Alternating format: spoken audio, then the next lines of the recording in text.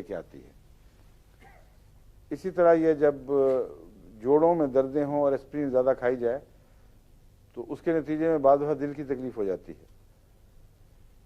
اس کی بھی وجہ یہی ہے کہ یہ جوڑوں سے تیزابی مادوں کو نکالتی ہے، کچھ پسینے کے ذریعے نکل بھی جاتے ہیں، کچھ گردے کی جھلیوں کے ذریعے نکل جاتے ہیں، لیکن شروع کی باتیں ہیں۔ یہ کچھ عرصے کے بعد عادت پڑ جاتی ہے جسم کو اور وہ اسپرین اتنا کام نہیں کرتی، پھر اور زیادہ، پھر اور زیادہ، پھر اور زیادہ، یہاں تک کہ اس دوران گردے بھی فیل ہو جاتے ہیں اور جلد کے اندر والے حصے جن کے اندر غدودیں ہیں باہر نکالنے کی، مادے کو باہر نکالنے کی، وہ ناکام ہو جاتے ہیں۔